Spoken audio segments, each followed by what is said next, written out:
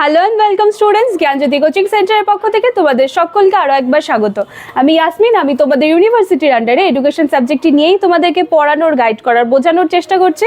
আশা করছি অল্প কিছু হলেও তোমরা আমার থেকে শিখতে, জানতে, বুঝতে পারছো। তোমাদের যে সমস্ত সিলেবাস এবার সেকেন্ড সেমিস্টারে প্রোভাইড করা হয়েছে তার প্রত্যেকটি টপিক কিন্তু আমি যতটা সহজ ভাষায় সম্ভব হয় তোমাদের সামনে তুলে ধরার চেষ্টা করি এবং আশা করি তোমরাও ততটাই সহজভাবে সেগুলিকে অ্যাকসেপ্ট করছো। দেখো, তোমরা যারা ক্যামেরার ওপাশ থেকে দেখছো এবং চাইছো আমাদের সাথে যুক্ত হবে, আমাদের কাছে পড়বে এবং তার জন্য কি করতে হবে ভাবছো, দেখো ভীষণ ইজি একটা কাজ করতে হবে, আমি বলে দিচ্ছি। দেখো শুনে নাও, কর্নারে দুটো নাম্বার তোমরা দেখতে পাচ্ছ, 7076398606, 6295916282। এই নাম্বার দুটি আমাদের জ্ঞানজ্যোতি কোচিং সেন্টারের হেল্পলাইন নাম্বার। এই দুটি নাম্বারের মধ্যে যে কোনো একটি নাম্বারে কল করে তোমরা তোমাদের সাবজেক্টসগুলি নিয়ে আমাদের সাথে যুক্ত হয়ে যেতে পারবে। আচ্ছা দেখো, এই ক্ষেত্রে আমি কোর্স ফিটা না একটুখানি বলে দিই।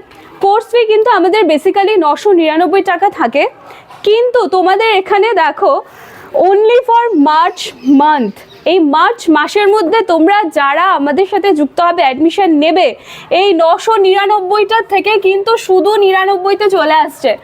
খুব সুন্দর একটা অফার তোমরা পাচ্ছ, এত ভালো একটা কোর্স পেয়ে যাচ্ছ ওর বিনিময়ে। সেজন্য যত তাড়াতাড়ি সম্ভব হয় মার্চ মাসের মধ্যে তোমরা অ্যাডমিশনটা নিয়ে নিও, কারণ কোর্স ফি কিন্তু একদম 999 থেকে 99 টাকায় চলে আসছে, ঠিক আছে? সেজন্য যত তাড়াতাড়ি সম্ভব হয় তোমরা যুক্ত হয়ে তোমাদের ক্লাসেসগুলো স্টার্ট করে দাও। এবং কোর্স ডিউরেশন কিন্তু 6 মান্থসের আছে, এবং এই 6 মান্থসের মধ্যে তোমাদের যে সমস্ত সিলেবাস প্রোভাইড করা হয়েছে তোমাদেরকে, তার প্রত্যেকটি কিন্তু সুন্দরভাবে শেষ করিয়ে দেওয়ার দায়িত্ব আমাদের থাকে। চলো, ইনফরমেশন দেওয়া ডান, এবার আমরা আজকের ক্লাস স্টার্ট করি। আমাদের ইউনিট 1-এর লার্নিং অ্যান্ড ইটস অ্যাপ্লিকেশন, এটা চলছিল আমাদের টপিক। এটার মধ্যে সাব টপিক ছিল definition, characteristics and factors influencing learning. হ্যাঁ, এর মধ্যে আমরা ডেফিনেশনটা কিন্তু করে নিয়েছিলাম, আমাদের ফ্যাক্টরসের চ্যাপ্টারটা চলছিল।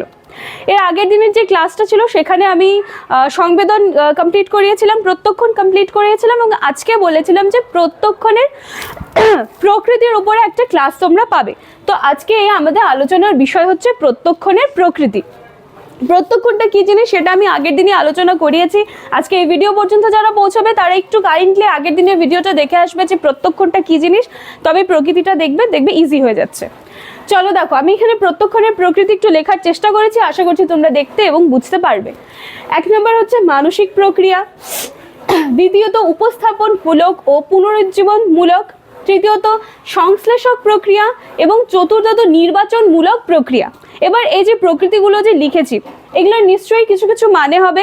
তো মানসিক প্রক্রিয়া যেটা, সেটা আমি প্রথমে একটু আলোচনা করছি। দেখো, প্রত্যক্ষণ হচ্ছে একটি মানসিক প্রক্রিয়া, যেটা কিসের মাধ্যমে ঘটছে, যেটা কিন্তু সংবেদনের মাধ্যমে ঘটে। এর আগের দিন ক্লাস নিতে গিয়ে আমি একটি উদাহরণ তোমাদের দিয়েছিলাম যে একটি ছেলে রাস্তা দিয়ে হেঁটে যাচ্ছে এবং হেঁটে যেতে যেতে দেখলো যে রাস্তায় একটা বস্তু পড়ে আছে। সে যখন আরেকটু কাছে গিয়ে দেখছে তখন দেখলো যে সেখানে একটা দড়ি পড়ে আছে। তার মানে কি হচ্ছে, সে সেই জিনিসটাকে আরো ক্লিয়ারলি জানতে পারছে। এবং কিসের মাধ্যমে জানতে পারছে, সেই জিনিসটাকে যখন সে চোখ দিয়ে দেখেছে। এবং চোখ আমাদের কিসে সাহায্য করছে, আমাদের দর্শনে সাহায্য করছে। এবং চোখ কিন্তু আমাদের পঞ্চ ইন্দ্রিয়ের মধ্যে একটি, এবং এই পঞ্চ ইন্দ্রিয়গুলোই কিন্তু আমাদের সংবেদনে সাহায্য করে। তাহলে এই যে প্রত্যক্ষণটা যে আমাদের মানসিক প্রক্রিয়া, সেটা কিসের মাধ্যমে হচ্ছে, সেটা সংবেদনের মাধ্যমে কিন্তু হচ্ছে। তাহলে এটা হলো মানসিক প্রক্রিয়া। কেন বলছে, কারণ প্রত্যক্ষণ হচ্ছে একটি মানসিক প্রক্রিয়া এবং এটি কিসের মাধ্যমে হচ্ছে, সংবেদনের মাধ্যমে ঘটছে, ঠিক আছে? দেখো, 2 নম্বর আছে উপস্থাপনমূলক ও পুনরুজ্জীবনমূলক। এটা কেন বলছে, এটারও একটা কারণ আছে। বলছে যে প্রত্যক্ষণ হলো উপস্থাপনমূলক এবং পুনরুজ্জীবনমূলক প্রক্রিয়া। কেন বলা হয়েছে, কারণ প্রত্যক্ষণ হচ্ছে কোনো একটা বস্তুকে অর্থপূর্ণভাবে সবার সামনে উপস্থাপন করে এবং পুরনো যেই কোনো স্মৃতি আছে সেটাকে কিন্তু আবার জাগিয়ে তুলতে সাহায্য করে। যেটা আমি আবার উদাহরণের মধ্যে দিয়ে বললাম যে প্রত্যক্ষণ কি করছে, কোনো একটা বস্তুকে অর্থপূর্ণভাবে তোমার সামনে তুলে ধরছে, ঠিক আছে? সে যে দূর থেকে কি দেখেছে, একটা দড়ি দেখেছে না সাপ দেখেছে, সেটাকে অর্থপূর্ণভাবে তোমাদের সামনে তুলে ধরছে।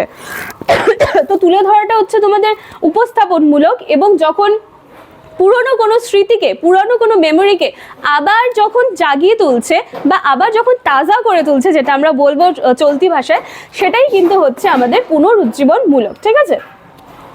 দেখো 3 নম্বর হচ্ছে সংশ্লেষক প্রক্রিয়া। এটা কি জিনিস? এটা হচ্ছে কোনো বিষয়কে সামগ্রিকভাবে বোঝার জন্য কিন্তু প্রত্যক্ষণ বিষয়কে সমন্বয় করে। কোনো একটা বিষয় সেটাকে ওভারঅল বোঝাবে, হ্যাঁ, সামগ্রিকভাবে বোঝানোর জন্য হচ্ছে এই সংশ্লেষক প্রক্রিয়া। একটি উদাহরণ দিয়ে যদি আমরা বলি যে মনে করো কোনো একটা দেয়াল ঘড়ির বিভিন্ন একটা অংশ থাকে, কিন্তু যখন আমরা সে একটা কমপ্লিট ঘড়িকে দেখি, সেটার কিন্তু একটা সম্পূর্ণ অংশকেই দেখি।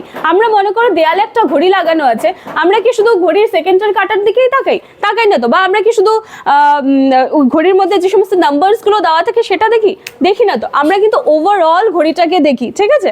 তো সেটাই হয়ে গেল সংশ্লেষক প্রক্রিয়া। এবং 4 নম্বরে আছে নির্বাচনমূলক প্রক্রিয়া, মানে নির্বাচন করবে। দেখো নির্বাচনমূলক প্রক্রিয়াটা কি? প্রত্যক্ষণ যে জিনিসটা, সেটা হচ্ছে বাহ্য জগতের নানান ধরনের উদ্দীপক থাকে।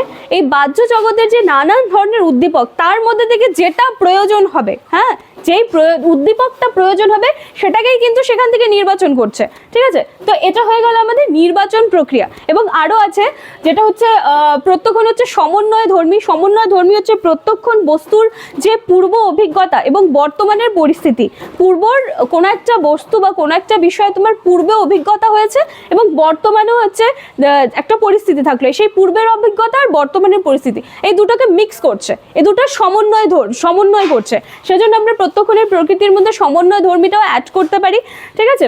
তো এই ছিল আমাদের আজকের ক্লাস, প্রত্যক্ষণের প্রকৃতি। এর পরের দিনের ক্লাসে আমরা এর যে ফ্যাক্টরসগুলো আলোচনা করছি, নেক্সট যে ফ্যাক্টরসটা সেটা নিয়ে আলোচনা করব।